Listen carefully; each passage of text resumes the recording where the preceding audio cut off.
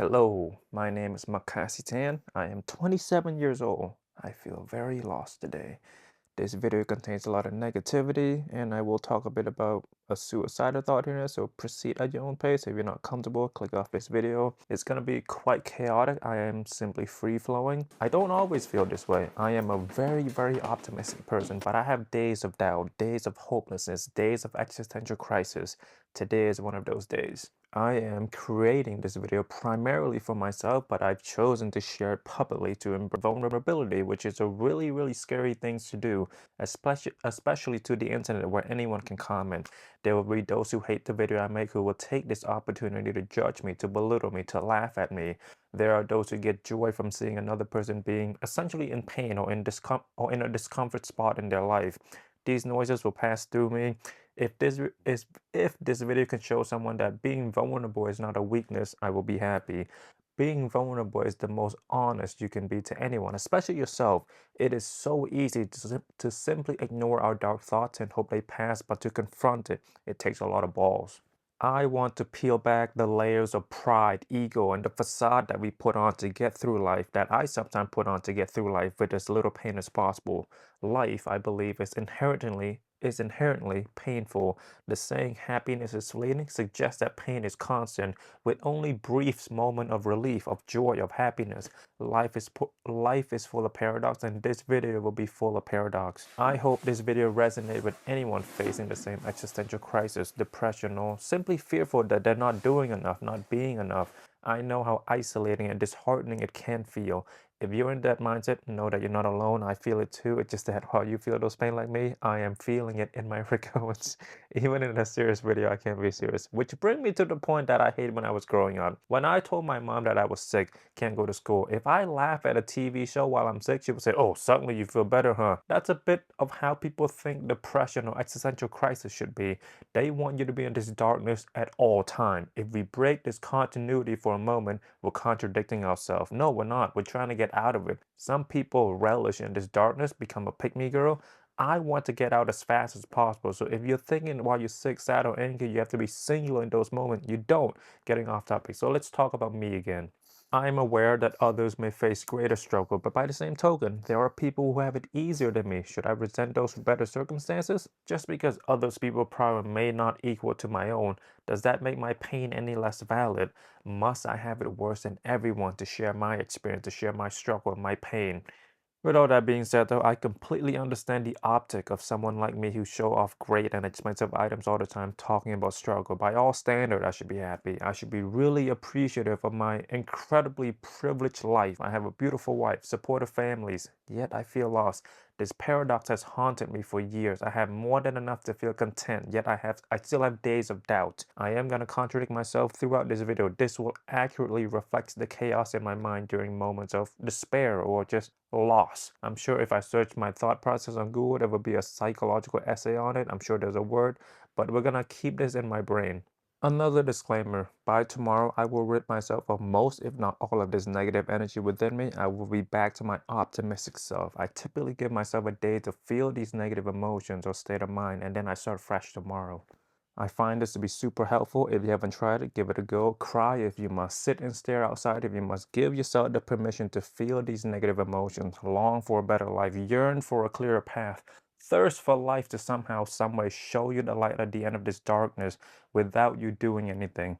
But I dislike relying on the hope that life will show me a way. Most of the time, it is me who pull myself out of this mindset.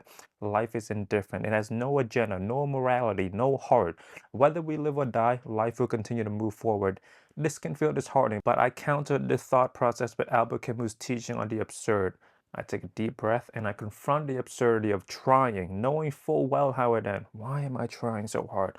Why endure the pain and monotony of life? These feelings of thought consume my mind. This leaves very little brain capacity to appreciate the beauty of life. We must suffer to know when we have it good. Why? Would life be less meaningful without pain? If we are encouraged to only remember the good parts of life when it's all said and done, where does pain fit into this narrative? I am sure there's an answer philosophically or scientifically, but in this moment, I don't fully get it. In this moment, I simply want to rid my world of this uneasy feeling where I don't know the next step of my life. What if we simply live a life full and we perish at the end and start over again? What is the grand purpose or teaching of whoever created us wanted us to feel with this pain? Why must we see and feel and endure the suffering? I have so much control, yet I feel so out of control. Free will suggests I can buy a plane ticket tomorrow and go to another country, yet I am bound by responsibilities. Is that freedom, or are we compromising on the definition of freedom? I am a believer in hard determinism, the belief that all events in the universe, including any human decisions and actions, are fully determined by prior causes. Hard determinism believes that free will is simply an illusion. Our actions are determined by our genetics, upbringing, environment, life experiences.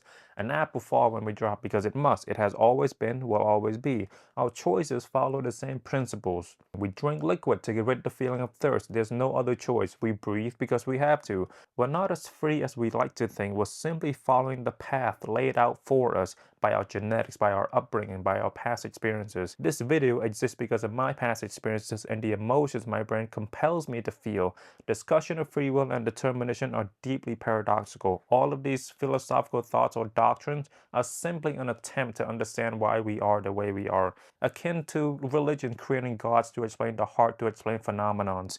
We gotta sacrifice some virgins so we can grow crops according to the Mayan. Can't eat pork, can't eat beef. Now, we gotta talk about Instagram and YouTube. When I feel lost, I fixate on the parts where people seem happier and have more than me. I see a small amount of people who have less than me or are not as happy as me, but that imagery often get ignored by my brain during this crisis. I am constantly fighting the paradox of social media. I criticize those who only showcase the highs of theirs, yet I am doing the same thing when I am showing off these amazing products. My own video probably has made people go deeper into this hole of depression and existential crisis because they see that I am happier and have more than them and life looks easier on me. By being vulnerable here, I'm trying to break that cycle, but is it really enough? Would it be better if I stopped making content altogether? I am a part of the problem, and I not? Am I not? Think Banksy. He criticized the art world while profiting from it. Isn't he still part of the world he condemns or makes fun of? Now, for something slightly darker, skip ahead if you think it's too much. I've had suicidal thoughts more than I wish to have. If I ever unalive myself, it wouldn't be from any external problems. It would be my inability to find purpose in life's suffering. Why must we endure so much happiness and sadness only for all of it to end in death? It's like playing an adventure game, collecting the goods, saving our ray gun, only to have it abruptly end without us being able to save the progress. The pain, the love, what is the point if at the end it's just an oblivion?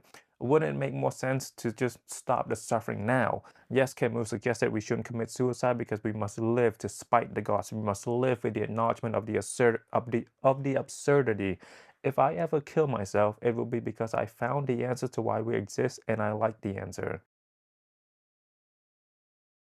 I really like that ending. I stopped writing after I wrote that, but then my wife suggested I watch The Greatest Showman, a movie with Hugh Jackman. I'm not a big musical fan. I decided to look up clips of the movie, and this song came about.